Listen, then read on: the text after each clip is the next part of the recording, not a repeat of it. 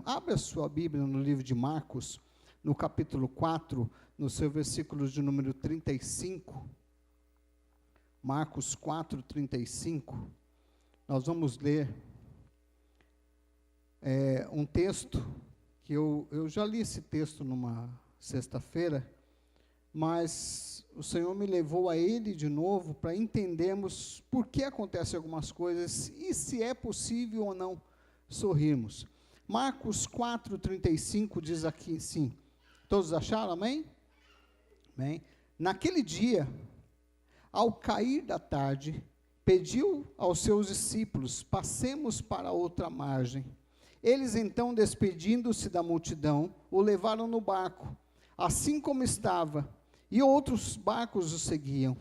Aconteceu que levantou-se um tremendo vendaval, e as grandes ondas se jogavam para dentro do barco, de maneira que este foi se enchendo de água. Jesus estava na polpa, dormindo, com a cabeça sobre um travesseiro. Os discípulos o despertaram e suplicaram: mestre, não te importas que pereçamos? Então ele se levantou, repreendeu o vento e ordenou ao mar: aquieta-te, silencia-te. E logo o vento serenou e houve completa bonança. E indagou aos seus discípulos: por que sois covardes? Ainda não tendes fé? Os discípulos, contudo, estavam tomados de terrível pavor e comentavam uns com os outros: quem é este que até o vento e o mar lhe obedecem? Quem é este que até o vento e o mar lhe obedecem? Nós vamos ver nesta noite, voltando a sorrir, né? A alegria é algo fundamental na vida do ser humano. Um ser humano que não tem alegria, um ser humano amargo, um ser humano triste, um ser humano que não tem uma expressão de felicidade, é um ser humano que até afasta as pessoas de si, porque a alegria é fundamental, é algo fundamental, e todos nós buscamos a alegria, todos nós buscamos uma sensação de alegria em algo, em alguma coisa, mas nós aqui estamos buscando uma alegria permanente, que é a alegria do Senhor, né?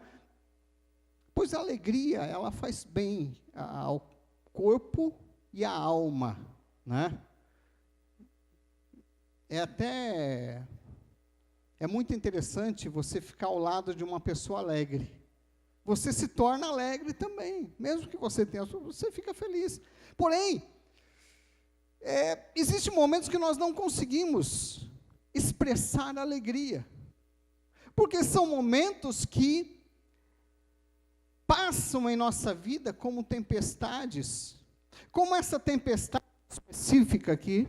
Essa tempestade, ela se levanta, porque naquela região as tempestades se levantavam muito rapidamente. Elas vinham do vento, era um vento norte, que se levantava e se levanta naquela região. Assim, de repente, o dia está claro e questão de minutos vira tudo e a tempestade se levanta, e aí aconteceu naquele momento. E situações diversas na nossa vida são como tempestades, que vem, parece que vem levando tudo, vem levando a nossa alegria de viver, vem levando a nossa satisfação de viver, vem levando a nossa satisfação de estar diante de Deus, a nossa satisfação de estar diante da família, estar com os entes queridos, com os amigos. Parece que essa tempestade da vida vem levando tudo, desemprego, traições, morte, enfermidades, né? Angústias que se abatem, dificuldades que vêm se abatendo em nossa vida de maneira tal que nós simplesmente perdemos a esperança, perdemos a vontade de sorrir novamente, perdemos e achamos que não poderemos sorrir novamente. Prova disso é quando alguém perde, por exemplo, um ente querido, ou uma mãe perde um filho, talvez ela ache que nunca mais vai sorrir. Aquele momento na vida é um momento impensável, para quem nunca passou, é impensável, e a pessoa acha que não vai sorrir novamente. Mas é possível voltar a sorrir, mesmo diante das tempestades que nos abatem? É possível voltar a sorrir mesmo diante dos problemas que vêm como tempestade levando tudo? Porque tem alguns problemas que não são um simples vento. Tem problemas que parece que são furacões que passam. E quando ele passa na nossa vida, nos sentimos impotentes. E aí nós vamos ver que nós não podemos impedir, lembra o primeiro item aqui, que nós não podemos impedir as tempestades. Né? As tempestades, elas são inevitáveis. Nós aprendemos que os problemas da nossa vida são inevitáveis. Alguns a gente consegue administrar, mas a grande maioria são inevitáveis. Ninguém conta com a morte de um ente querido, ninguém conta com o desemprego, a menos que a pessoa peça conta, mas ninguém conta que vai acontecer, talvez, uma situação de traição. Ninguém espera uma traição. Uma das piores coisas que tem é você ser traído. Seja por um familiar, seja por alguém no trabalho. Mas nós vamos entender que todos nós estamos sujeitos a tempestades. E nem sempre compreendemos a dimensão. Quando nós olhamos em Isaías 55, 8, 9, nós vamos ver que o Senhor fala, porque os meus pensamentos não são os vossos pensamentos, nem os vossos caminhos os meus caminhos, diz o Senhor, porque assim como os céus são mais altos do que a terra, assim são os meus caminhos mais altos do que os vossos caminhos. E os meus pensamentos mais altos do que os vossos pensamentos, diz o Senhor. E quando nós olhamos para esse texto, nós vamos entender que muitas vezes as tempestades nos levam a caminhos e momentos ou situações que nós não conhecemos. São situações na vida que nós não conhecemos. Quem nunca passou por uma grande tempestade, eu vou te dar uma boa notícia, você vai passar. Em algum momento da sua vida, você vai passar por uma grande tempestade. Aí alguém diz, não, irmão, que isso? Tem crente que até bate na madeira, né? Não, que isso? Não, nós estamos sujeitos a isso. A nossa vida, primeiro, Cristo nunca nos prometeu um mar de rosa. Nunca nos prometeu que teríamos uma vida fácil. Ele diz, não, olha, espera aí. Você vai ter aflições, mas tem bom ânimo, eu venci. Depois, para voltar a sorrir, nós precisamos entender que Deus tem o controle de tudo e a sua vontade é soberana. Muitos não conseguem sorrir, não conseguem voltar a sorrir, têm a sua vida amarga, porque não conseguem entender que a vontade de Deus ela é soberana sobre todas as coisas. Nós vemos esse episódio, por exemplo, até comentava ontem no grupo de homens, o episódio, por exemplo, do filho da cantora Eixa. Pessoas estavam orando, milhares, talvez, milhões de pessoas, não sei, no Brasil e fora do Brasil, estavam orando, clamando, mas Deus disse não.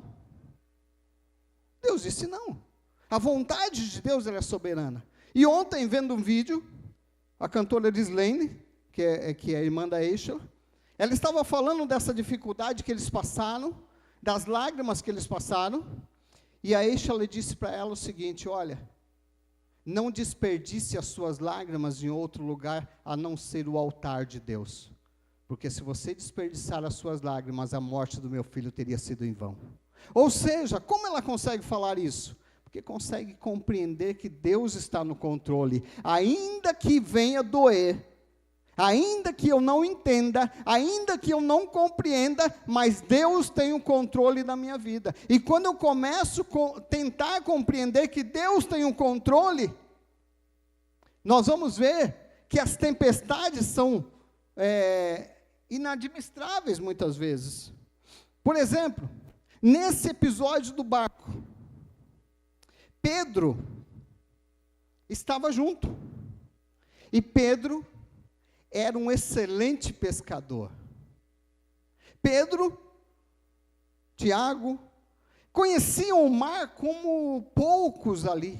Eles sabiam tudo o que tinha que saber sobre o mar, ou seja, era a vida deles, era aquilo. Só que no momento que a tempestade veio, eles se apavoraram. Por quê? Porque mostra que as nossas forças, o meu braço, muitas vezes não é suficiente para administrar a tempestade que vem sobre a minha vida. E aí, quando eu não consigo ver isto, que o controle é de Deus, e que Deus continua no controle, apesar de eu não ver, de mim não ver o controle, Deus continua no controle. Quando eu entendo essa verdade, eu posso ter a perspectiva de amanhã voltar a sorrir, mesmo que hoje pareça impossível, porque Deus está no controle da minha vida. E eu começo a entender que quando Deus está no controle, quando falamos ontem no grupo, quando o Salmos 91, 1, diz que bem-aventurado aquele que está guardado em Deus, que está guardado no esconderijo do Altíssimo, aquele que está guardado em Deus, é aquele que compreende que o que Deus faz é o melhor para a minha e para a sua vida, ainda que eu não consiga compreender isso. Mas quando eu consigo tentar entender, quando eu consigo tentar, porque muitas vezes não é fácil entendermos, mas eu consigo tentar entender que Deus tem o controle de tudo, e a Ele pertence toda a soberania, então eu vou ter perspectiva de sorrir lá na frente. Mas irmão, é impossível a perda de um filho, alguém sorrir. Não, é possível, porque o nosso Deus é um Deus de alegria. E quando eu entendo o que Ele faz, eu vou entender que Ele levou, ainda que seja um ente querido, Ele fez o melhor para a minha vida. Por mais difícil que seja, mas Ele fez o melhor. Nós vemos o caso. O missionário Davi disse sobre a irmã Edinalva, que viu o filho ser assassinado. Que coisa terrível. Mas ela continua firme com Jesus, porque ela sabe o Deus que serve, ela conhece o Deus que ela serve. E sabe por que muita gente desiste muito fácil? Porque não consegue compreender que Deus tem o controle de tudo. Não consegue compreender que Deus tem o controle de todas as coisas. Depois, para voltar a sorrir, nós temos que aprender a conhecer Deus mais profundamente. E aprender a ouvir o silêncio de Deus. É difícil? É fácil ouvir o silêncio de Deus? Deus é um pai. E como pai, Ele nos tem a sua forma peculiar de falar com cada um. Não precisa gritar, não precisa responder às nossas questões todas as horas, porque quando nós conhecemos o nosso Deus profundamente, nós vamos entender só pelo olhar. O silêncio de Deus fala muito. Quando você conhece, é como o marido, né? O marido, quando chega em casa, depois de um dia de trabalho, quando ele fala para a esposa, tudo bem, querida? E ela está naqueles dias e ela não responde nada, ele já entendeu o silêncio. Não precisa falar mais nada. Nem pergunta mais nada, ele já entendeu o silêncio, que a coisa vai ficar feia se ele perguntar alguma coisa. Ou eu estou mentindo? Não, né? Então, existem situações que perguntar não vai resolver. Existem situações que nós temos que aprender a entender e a ouvir Deus no silêncio. Por isso que Jó, ele diz assim, eu te conhecia só de ouvir falar, mas agora os meus olhos te veem. Jó 42:5. Jó, antes de dizer isso, antes de dizer esse texto, Jó, ele teve que entender, compreender o silêncio de Deus. Quando nós olhamos o livro de Jó, nós vamos ver que no final do livro, Jó, ele faz muitas perguntas para Deus. Ele começa uma lista de perguntas para Deus. Por que isso? Por que aquilo? Por quê? Porque Deus não responde nada. E Deus não fala exatamente nada com Jó. E Jó, ele teve que aprender a esperar no tempo de Deus, esperar o trabalhar de Deus, porque muitas pessoas não conseguem mais sorrir, porque não conseguem esperar o trabalhar e o tempo de Deus, não conseguem ouvir o que Deus está falando, no silêncio. Quando Jó, Ele pergunta, faz um monte de pergunta, e Deus não responde nada. Mas em determinado momento, Deus quebra o silêncio, e Deus faz 70 perguntas para Jó. E Jó não respondeu nenhuma.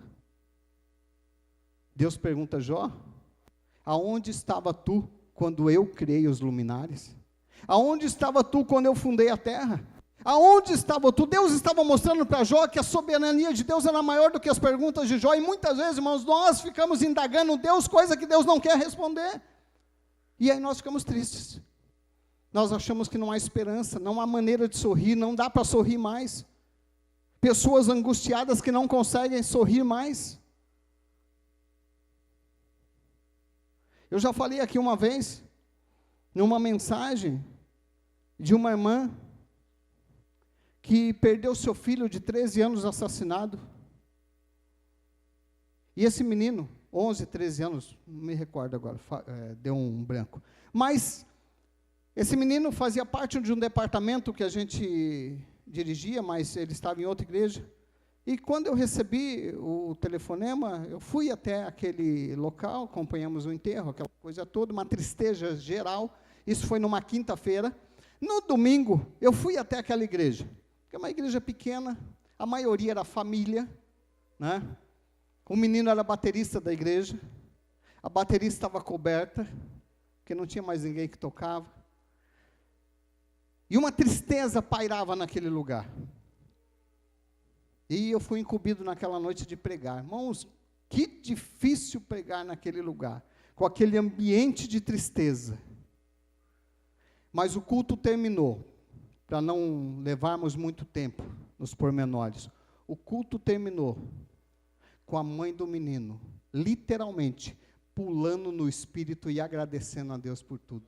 A igreja se encheu da glória de Deus de uma tal forma, que Deus alegrou todos que estavam naquele lugar. A mãe do menino, ela foi dar um testemunho, ela ainda falou, e ela falou com alegria. Deus encheu aquele ambiente, aquele lugar. Sabe o que é isso? Porque o nosso Deus é um Deus de alegria, é um Deus que supera as nossas dores. Quando nós os colocamos diante dEle, Ele é poderoso para superar as nossas dores. É lógico que ela lembra do filho. É lógico, da última vez que o encontramos, ela disse que lembra, é lógico, pega as coisas, chora ainda, mas sabia que Deus estava no controle de todas as coisas, sabia para onde o filho tinha ido, tinha certeza disso. Quantas vezes no meio da tempestade nós estamos tão aflitos, que nós não ouvimos a voz de Deus, nós deixamos de ouvir a voz de Deus, estamos tão angustiados, estamos tão aflitos que nós não ouvimos o que Deus quer. Nós não estamos preocupados com o que Deus quer, mas com o que eu quero. Para voltar a sorrir, nós temos que fazer, como Salmos 46:10, que ele diz assim: aquietai-vos e sabei que eu sou Deus. Para voltar a sorrir, você tem que descansar em Deus. É difícil? Às vezes é difícil, não é fácil, mas é possível descansar em Deus no meio da tormenta, sabendo que o seu Deus vai amanhã providenciar o que você precisa, a cura, seja cura financeira, espiritual, material, não sei, Deus poderá fazer, mas quando nós nos aquietamos, nós descansamos em Deus.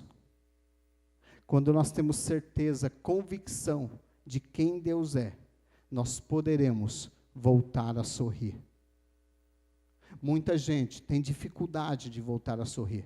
Muitos cristãos têm dificuldade de voltar a sorrir, porque não conhece o Deus a quem serve.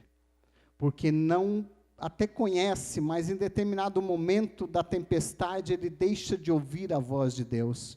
O barco está balançando um tanto, os discípulos estavam naquele barco, as ondas batiam de um lado para o outro, eles conheciam Jesus, eles andavam com Jesus, eles comiam junto com Jesus, eles dormiam ali no mesmo local que Jesus, eles estavam vendo o milagre que Jesus fazia, eles sabiam que o Senhor era um Deus de alegria, que podia fazer, como fez no caso da filha de Jairo, como fez no caso do homem da mão mirrada, e aí por diante, Deus fazia milagre, e eles estavam vendo o milagre, mas em determinado momento da luta, eles esqueceram disso, e falaram, vai até Jesus e fala, Senhor, acorda aí, você não está preocupado não? Nós vamos perecer, nós vamos morrer, nós vamos afundar. E o mais difícil é Pedro, porque quando Pedro, ele chega ao ponto de falar que vai perecer, porque a coisa estava feia mesmo, porque ele conhecia o mar, ele sabia, nós vamos afundar. Só que no meio da tempestade, eles esqueceram que o Deus da vida dele estava lá, o Deus da vida dele estava no barco, o Deus da vida dele estava no lugar que eles estavam. Ou seja, quando nós nos esquecemos disso, nós ficamos tristes, amargurados, com medo, envergonhados, mas quando nós lembramos que o Deus da nossa vida está no nosso barco, nós vamos ter esperança de alegria, porque amanhã o sol vai raiar novamente, e eu poderei sorrir novamente. Hoje a dor chegou, a tristeza chegou, a angústia chegou, a morte chegou, mas a alegria ela vem pela manhã, porque o meu Deus é um Deus de alegria, é um Deus de paz. Outra coisa, para voltar a sorrir, eu tenho que ouvir a voz de Deus, e tenho que estar sensível a ela. Aquietai-vos, quer dizer, literalmente, aquietai-vos quer dizer assim, não mexam em nada, descansem, descansem, porque nós gostamos de fazer tudo, né? Nós queremos ajudar Deus em tudo. Muitas vezes Deus não está precisando da nossa ajuda, Ele está precisando que você confie, que você se aquiete, que você descanse, que você deixe Ele trabalhar. Mas o nosso grande problema é que nós não descansamos, porque nós não queremos deixar Deus trabalhar. E aí nós ficamos tristes. E aí nós chegamos, as pessoas falam, olha, eu estou triste, eu estou triste, eu estou triste. Ó céus, está que nem a hiena, ó céus, ó vida, ó azar. Ninguém me ama, ninguém gosta de mim, ninguém me quer, ninguém isso, ninguém aquilo, ninguém aquilo. E vai se tornando uma pessoa amargurada. Olha, irmãos, uma das coisas piores que tem é que você liga para uma pessoa, você pergunta, e aí, como é que está? Está tudo bem? Não está não. Estou com isso, aquilo. Você não tem nem prazer mais de falar com a pessoa, porque está todo dia está ruim, todo dia está com problema, né? E não é fácil. Entendemos as crises e as tempestades, não é fácil não. Aquietai-vos, descansem. Jó, ele aprendeu a descansar de uma maneira muito difícil. Porque pensa você, um homem que tinha tudo, que perdeu tudo.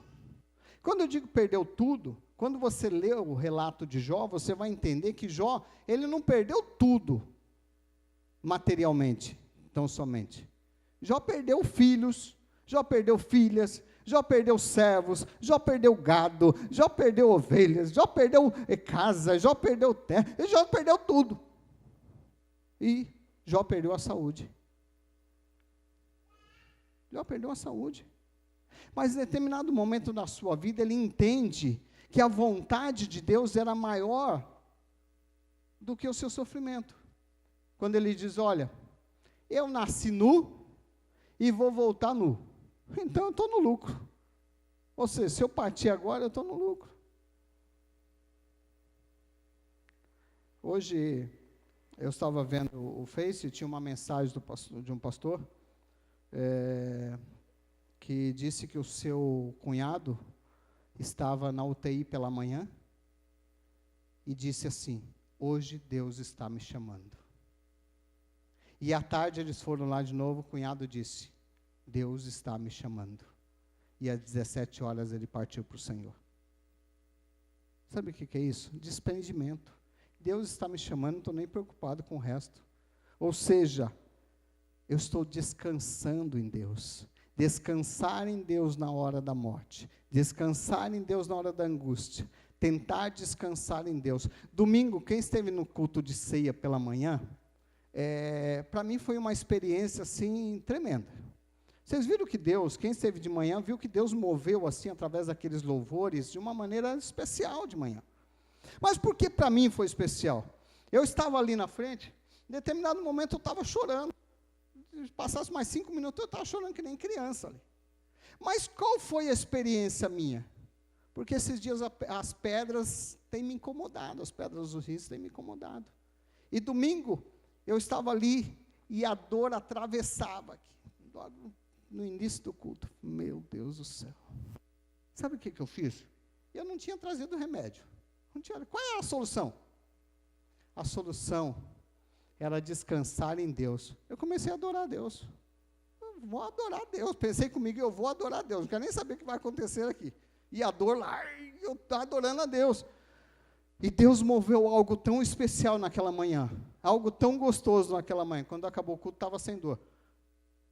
Mas Deus moveu.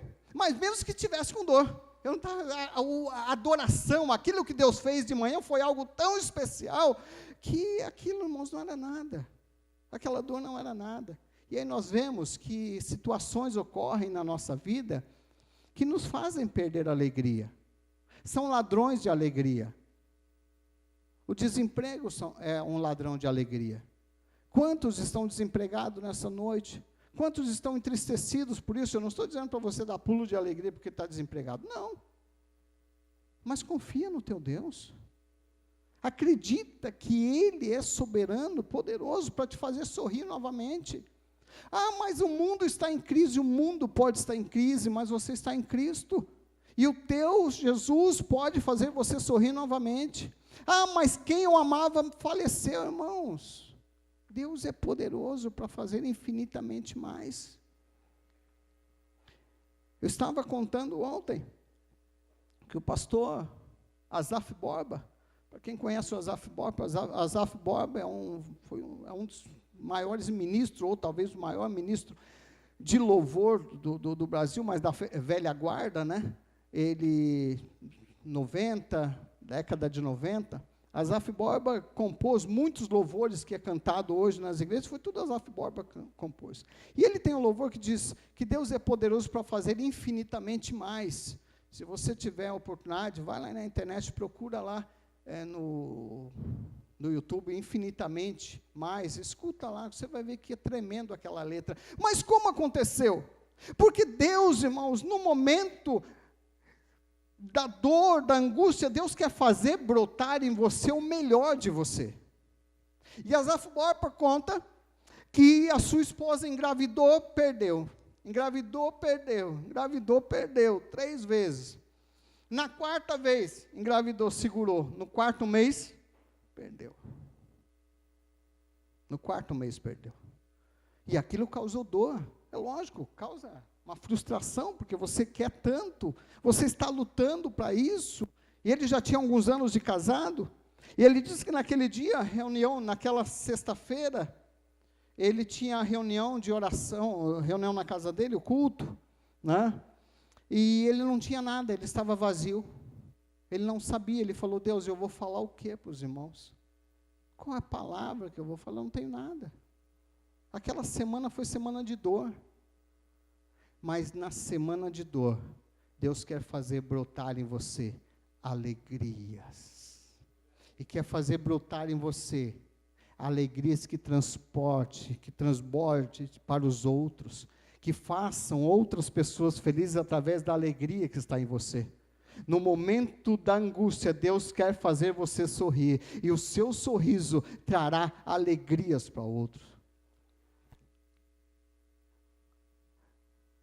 E ele disse que sentou à frente do piano, abriu a Bíblia e Deus disse, porque Deus é poderoso para fazer infinitamente mais. Quando ele leu essa passagem, ele compôs uma das mais bonitas canções que ele tem, que muita gente se alegrou com isso.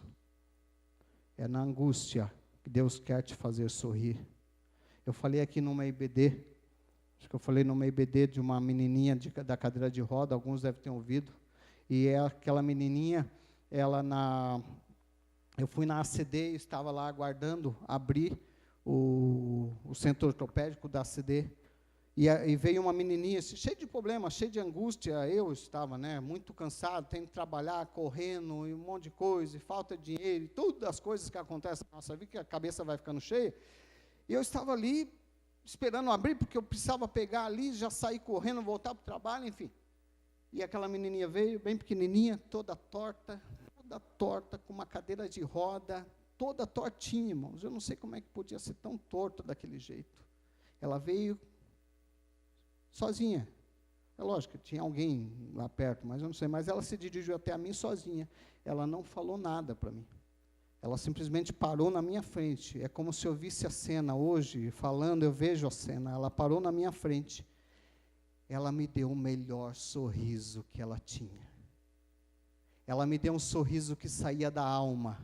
Então eu pude entender que tudo que eu estava passando, todas as dificuldades não eram nada diante do sorriso daquela menina. E muitas vezes Deus quer brotar em nós, no meio da adversidade, sorrisos que possam mudar vidas de pessoas, que possam mudar vidas de pessoas que estejam ouvindo, e através de nós.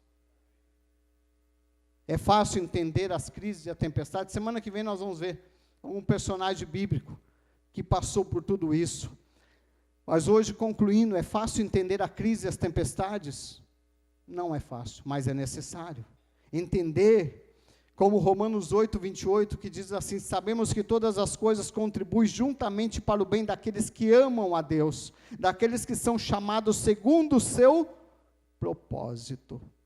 Ou seja, todas as coisas contribuem para o bem daqueles que amam a Deus. Irmão, a enfermidade contribui, o desemprego contribui, a doença contribui, a morte contribui. Quando nós entendemos essa verdade, nós vamos entender que é possível sim voltar a sorrir. Eu não sei o que você está passando, eu não sei o que você veio buscar, eu não sei qual a dificuldade talvez que tem feito. Se não fez, ainda vai aparecer dificuldades na sua vida, e você vai lembrar dessa palavra, que é necessário no meio da adversidade brotar uma centelha de esperança, porque o Espírito Santo é aquele que dá a chama da esperança, que faz acender a chama da esperança, e essa esperança nos faz sorrir novamente, essa esperança nos faz nos alegrar novamente, e essa esperança nos faz ter condições de voltar a sorrir, a voltar a ser alguém alegre, a voltar a ser alguém que entra na presença de Deus, alguém que todos queiram ter por perto.